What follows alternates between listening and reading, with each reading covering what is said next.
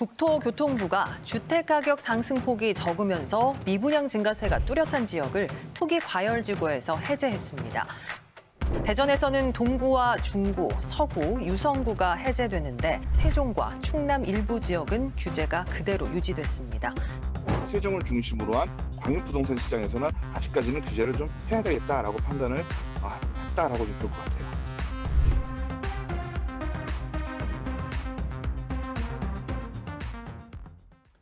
네, 보신 것처럼 최근 대전 동구와 중구, 또 서구, 유성구가 부동산 투기 과열지구에서 해제됐습니다.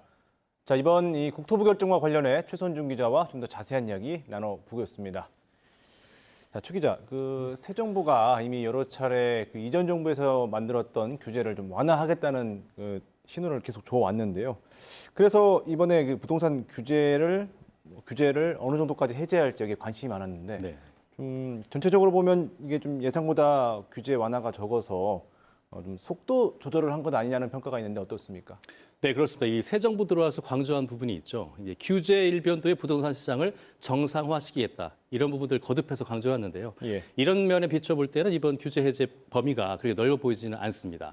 이 전국적으로 보면 이 대전과 대구 일부가 투기 과열지구에서는 해제됐지만 여전히 조정 대상 지역으로 묶여 있습니다. 예. 이 세종시의 경우를 보면요.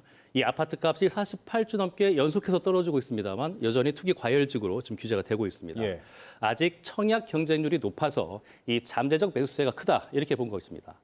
이 부동산 전문가들은 이런 의견을 주시더라고요.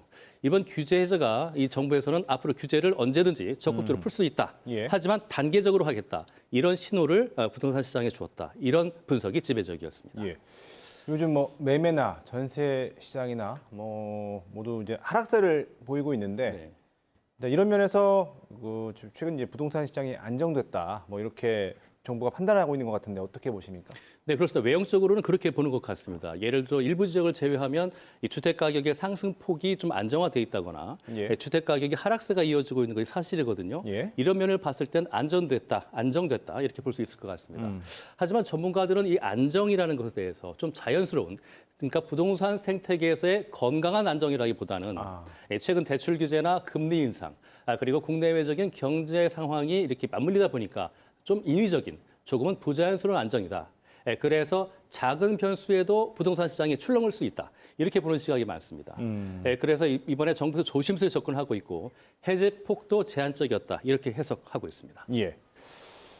어쨌든 대전이 투기 과열지구에서 해제가 되면서 대출 규제라든지 정부 사업 규제가 완화될 것으로 이제 예상이 되는데 이렇게 되면 대전의 경우는 아무래도 이제 주택 공급에 좀 속도가 붙겠습니다. 네, 그렇습니다. 가장 기대를 모으는 것이 주택 정비 사업 부분인데요. 예. 사실 대전이 투기 과열지구에서는 해제됐습니다만 주동지구로 묶이면서 예. 이 대출 규제 완화 효과는 그리 크지 않을 것이다. 이런 것들이 전문가들의 의견입니다. 지금 대전에서 지금 손꼽히는 주택 정비 사업 지구라고 하면 용문 1지구하고 용문 3지구 그리고 서구 지역의 숭어리샘 주택 재건축 정비 사업을 들 수 있습니다. 예. 이번에 투기 과열지구에서 이제 풀리면서 이 조합원 지위 양도가 가능해졌습니다. 무슨 말이냐면 일반인도 조합원 자격을 얻고 조합원 분양가로 분양이 가능하다는 뜻인데요. 현재는 이 지역들이 분양이 잘 안 돼서 이 후 분양으로 밀어놓는 경우가 있습니다. 예를 들어서 이제 숭어리샘 같은 경우가 그런 경우인데요. 네. 이런 부분들이 좀 숨통이 트이면서 이 대전 지역의 부동산 시장, 특히 주택 재정비 사업이 어느 정도 활기를 찾을 것으로 기대하고 있습니다. 예, 이번엔 대전 말고 좀 다른 지역 얘기도 해보죠. 네. 사실 이제 부동산 거래가 최근에 뚝 끊기면서 각 지자체들이 이 활성화를 위해서 규제 해제를 여러 차례 건의를 했었잖아요. 그런데 이번 조치에서는 대전은 됐지만 천안이라든지 그 외 지역은 규제 해제에서 지역에서 포함되지 않았습니다. 여기 지역은 좀 반발이 있을 것 같은데 어떻습니까? 그렇습니다. 그동안 천안, 논산, 공주 이런 지역에서는 규제를 해제해달라는 목소리가 굉장히 많았습니다. 예. 우리 지역 같은 경우는 주택 가격이 그리 높지도 않고 주택 가격 하락세가 계속되고 있고 이것 때문에 인구도 줄고 있는데 왜 우리 지역만 규제를 유지하느냐 이런 목소리들이 많았거든요. 예. 그런데 이런 부분에 대해서 전문가들은 이 광역 부동산 시장, 이 광역 부동산 시장이라는 개념으로 설명을 하고 있었습니다. 이 한마디로 이 세종을 중심으로 인근의 천안, 논산, 공주 그리고 충북의 청주까지 이 한 묶음의 하나의 부동산 권역으로 봐야 한다는 겁니다.